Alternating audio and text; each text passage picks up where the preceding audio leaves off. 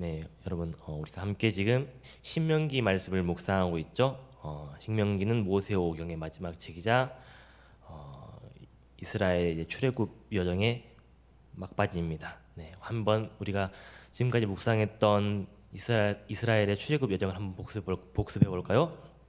네, 애굽에서 종살이하던 이스라엘 백성을 하나님께서는 모세를 부르셔서 그들을 구원하시고 12가지 재앙을 내리시사 애굽에서 종되었던 이스라엘 백성들을 자유롭게 이끄셨습니다. 그들을 가나안 땅으로 인도하셨죠. 네, 그래서 하나님께서는 이스라엘 백성을 홍해를 건너서 시내산까지 인도하십니다. 시내산 다른 이름으로 호렙산이라고도 불리거든요. 시내산까지 인도하신 다음에 거기서 이스라엘 백성들과 언약을 맺으시고 그들에게 율법을 주시고 또한 성막을 짓게 하십니다. 그러나 우리가 기억하듯이 이스라엘 백성들은 가나안 땅의 입성을 코앞에 둔 그 가데스 바네아라는 곳에서 마음속에 두려움에 사로잡힙니다. 그래서 하나님을 원망하고 그리고 애굽으로 우리가 돌아가자라고 반역을 했고, 그래서 그렇게 되자 하나님께서는 이스라엘 백성들에게 진노하사 그들을 광야로 이끌어서 40년 동안 헤매게 하셨죠. 그렇게 광야에서 출애굽 1세대들은 모두 죽고 이제 그 다음 세대, 그들의 자녀인 그 다음 세대가 장성한 이후에야 하나님께서는 그 이스라엘 백성들을 데리고 광야를 떠나서 다시 가나안으로 향하게 되고, 이스라엘의 새로운 세대들은 모세의 그 인도를 받아서 가나안으로 향해서 요단강 동편 지역을 정복하게 됩니다. 네, 이제 이스라엘 백성들은 하나님께서 약속해 주셨던 그들이 광야를 떠돌 때 그 긴 세월 동안 그토록 찾아 헤맸던 바로 가나안 땅을 코앞에 두고 있습니다. 이제는 요단강만 건너면은 바로 그 가나안 땅에 들어가는 것입니다. 하지만 여러분, 가나안 땅에는 또한 이스라엘이 싸워야 하는 강한 적들, 가나안의 적들은 병거를 가지고 있고 철로 된 무기를 가지고 있었으며, 또한 이스라엘을 유혹하는 수많은 이방신들과 또한 풍요와 환락이 존재하고 있었습니다. 그렇기 때문에 첫 번째, 강한 적들은 마치 가데스 바네아처럼 에서처럼 이스라엘 백성들의 마음을 두려움으로 흔들리게 할 수 있었고, 또한 쾌락과 이방신들은 마치 바알볼에서처럼 이스라엘 백성들을 유혹해서 하나님으로부터 멀어지게 할 가능성이 있었습니다. 그런데 설상가상 문제가 하나 더 있었습니다. 그것은 바로 지금까지 출애굽에서부터 시작해서 이스라엘을 이끌었던 지도자 모세가 이제 더 이상 그들과 함께하지 못한다는 것이었습니다. 네, 모세는 무리바에서 이제 물을 달라는 이스라엘 백성들의 행동에 분노해서 반석을 내리친 바람에 하나님으로부터 너는 이제 가나안 땅에 들어가지 못한다라고 이렇게 말씀을 들었었죠. 모세라는 온유하고 위대한 지도자가 있음에도 불구하고 그렇게 유혹과 두려움에 휘둘리던 이스라엘 백성들이 과연 모세 없이 가나안에 들어가게 되었을 때 과연 그 모든 어려움과 유혹과 그런 것들로부터 과연 하나님을 향한 그 믿음을 지켜나갈 수 있었을까요? 그렇기 때문에 하나님께서는 이스라엘 백성들이 가나안에 들어가기에 앞서서 그들을 준비시키십니다. 하나님께서는 이스라엘 백성을 요단강 근처 가나안 땅의 한눈에 보이는 모압 평원이라는 곳에 진을 치게 하십니다. 그리고 이스라엘 백성들을 다 불러 모으십니다. 모두 함께 모이거라. 그리고 그들을 다 모이게 한 다음에 모세에게 율법을 가르치게 합니다. 생의 마지막 순간을 앞둔 모세는 백성들에게 마치 유언처럼 정말 간절한 마음을 담아서 설교합니다. 그리고 바로 그 설교가 오늘 우리가 함께 묵상하고 있는 이 신명기 말씀입니다. 신명기는 모세의 고별 설교를 모아둔 설교집이라고 할 수 있거든요. 그래서 모세는 백성들을 모아놓고 그들에게 가르칩니다. 너희가 과거 너희 조상들과 너희 부모들의 역사로부터 배우고 기억하고 교훈을 얻어라. 오늘 본문 29장 2절 3절 함께 읽어볼까요? 함께 읽어보겠습니다. 시작. 모세가 온 이스라엘을 소집하고 그들에게 이르되 여호와께서 애굽 땅에서 너희 목전에 바로와 그의 모든 신하와 그의 온 땅에 행하신 모든 일을 너희가 보았나니. 아멘. 네, 네, 네. 첫째는 모세는 그들에게 하나님의 전능하심과 위대한 능력을 가르칩니다. 여호와 하나님께서 너희 눈앞에서 바로와 그의 신하와 온 애굽 땅에 베푸셨던 그 놀라운 기억을 기억하지 않니? 너희가 다 목격하지 않니? 너희가 그 기적의 그 재앙의 그 이적의 목격자들이 아니냐라고 모세는 물어보고 있는 것입니다. 둘째로 모세는 그들에게 광야에서 하나님께서 베푸셨던 은혜에 대해서 가르칩니다. 함께 5절 읽어볼까요? 네, 읽어보겠습니다.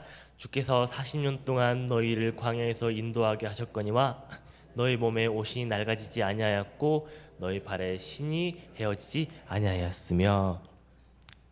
모세는 너희가 40년 동안 광야를 헤매었지만 너희 옷이 낡아지지도 않았고 너희 신발이 헤어지지도 않았지 않니?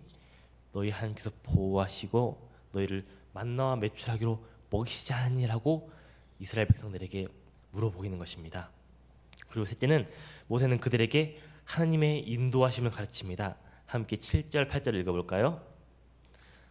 너희가 이곳에 올 때 헤스본 왕 시온과 바산 왕 옥이 우리와 싸우러 나왔으므로 우리가 그들을 치고 그 땅을 차지하여 루벤과 갓과 므낫세 반지파에게 기업으로 주었나니. 너희가 요단 동편에서 헤스본 왕 시온과 바산 왕 옥을 싸워 모두 이기고 그 땅을 차지하지 않았니? 하나님께서 너희에게 하셨던 일들을 기억하면서 그분이 어떤 분이신지를 너희가 기억하렴. 그리고 하나님께서 너희에게 주셨던 그 언약의 말씀을 기억하렴. 그리고 그것을 지켜 행하렴. 그렇다면 신실하신 하나님께서 이때까지 광야의 여정 중에서 너희에게 그러셨던 것처럼 앞으로 너희가 들어가게 될 그 가나안 땅에서도 너희와 함께 하시면서 모든 일을 형통하게 하실 것이다 라고 모세는 가르칩니다. 함께 9절을 읽어볼까요? 그런즉 너희는 이 언약의 말씀을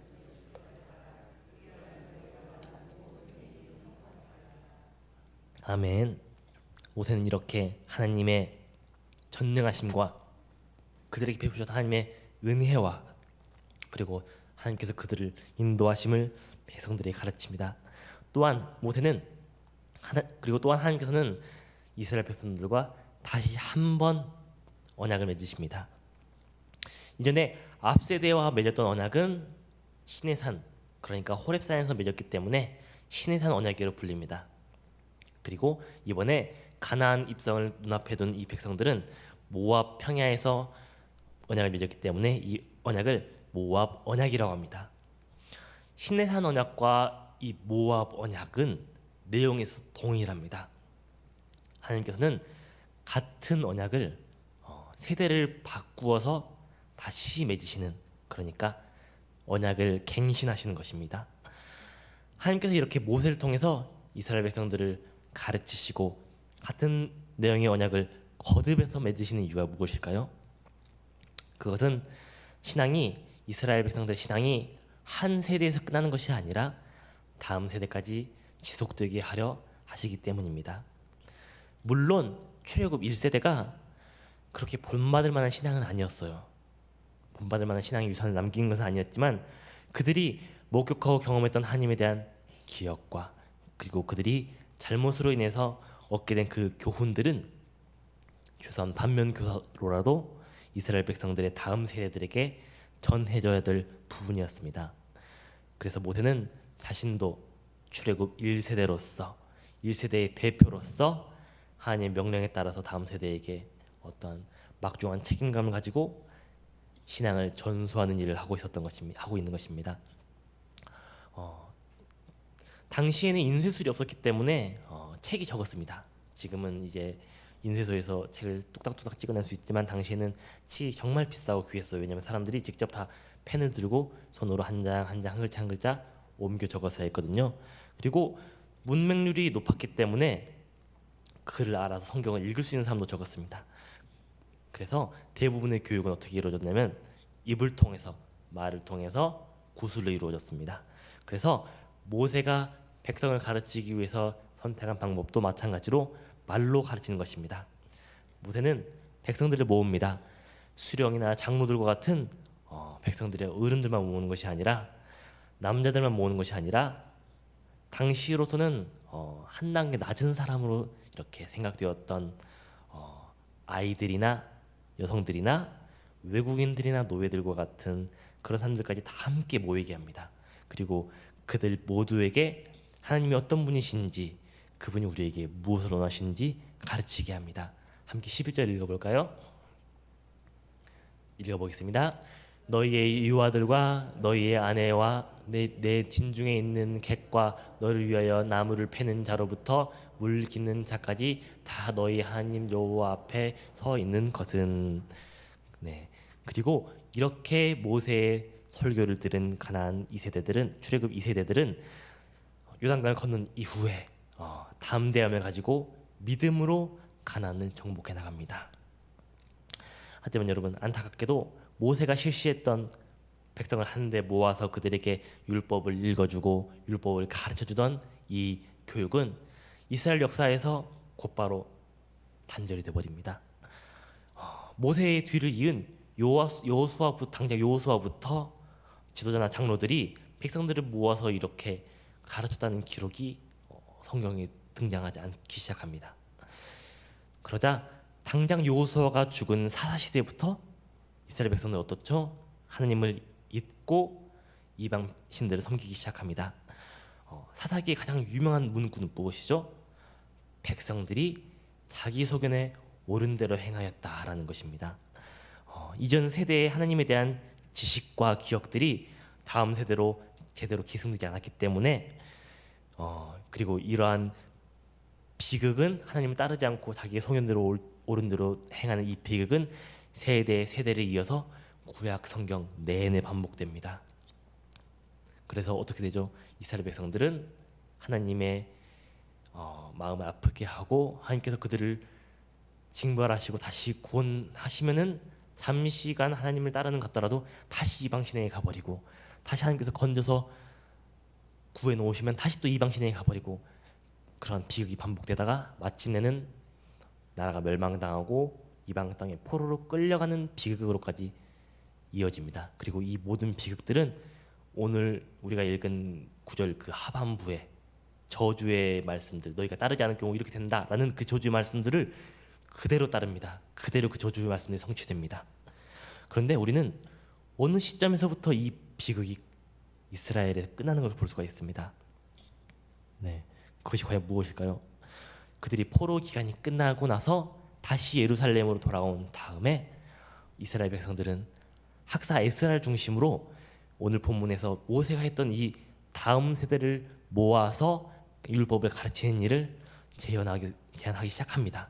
그 말씀 한번 볼까요? 느헤미야 8장 1, 2, 3절 그리고 8, 9절 읽어보겠습니다. 함께 읽어보겠습니다.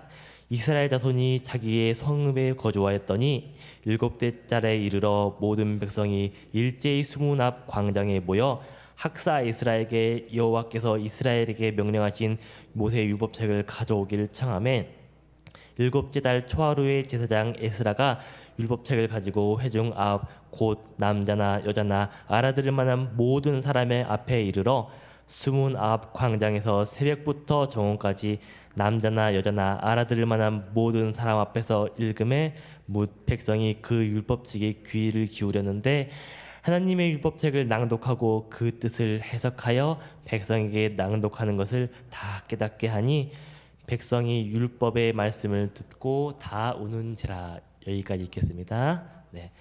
네. 그렇게 하나님을 반역했던 이스라엘은 에스라가 낭독한 율법을 듣고 자신의 조상들의 잘못이 무엇인지를 비로소 깨닫고 회개의 눈물을 흘리게 됩니다.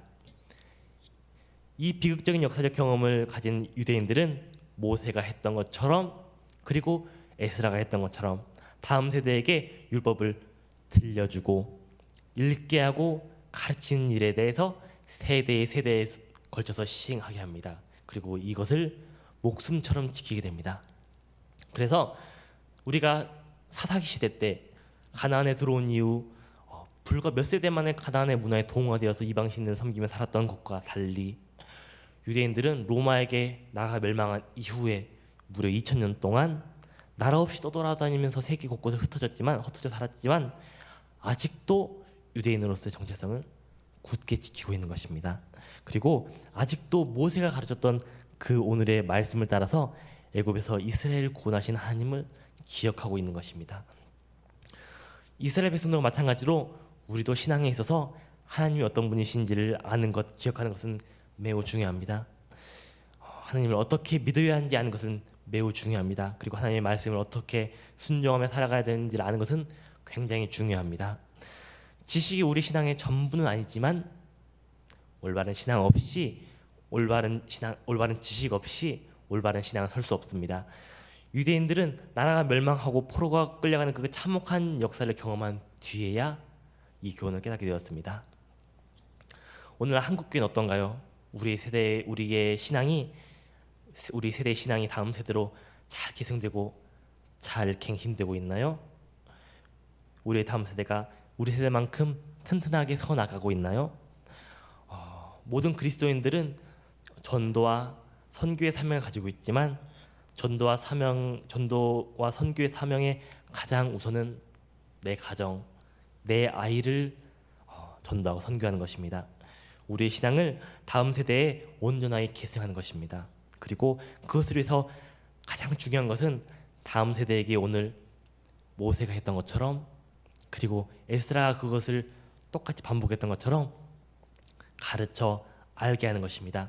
다음 세대를 가르쳐서 그들이 깨닫게 하는 것입니다.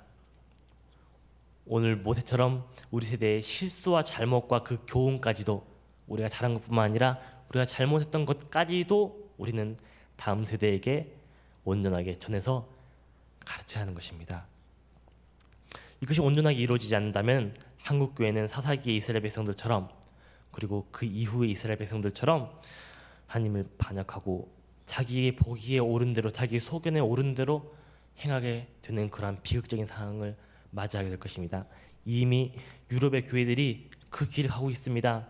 유럽의 교회들은 자신들의 소견에 옳은 대로 자신들이 생각하기에 옳은 대로 성경을 이성에 따라 해석하고 있고 동성애를 하나님께서 사랑하는 건데 무슨 문제가 있어 하면서 동성애를 옳다 하는 신앙으로 가고 있습니다.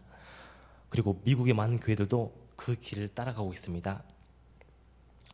가나안을 앞에 둔 이스라엘 백성들을 바라보는 그 심정, 마치 물가에 놓인 그 아이를 바라보는 것 같은 그러한 모세의 심정을 우리는 가져야 됩니다. 우리는 우리 아이들의 미래를 걱정해야 됩니다. 우리 아이들이 살아가야 될 그 미래의 한국교회는 마치 가나안과 같습니다. 기독교인의 숫자는 지금보다 훨씬 줄어들 것이고 사회 곳곳에서 교회를 적대하고 멸시하는 문화가 더욱더 퍼져나가고 보편화될 것입니다.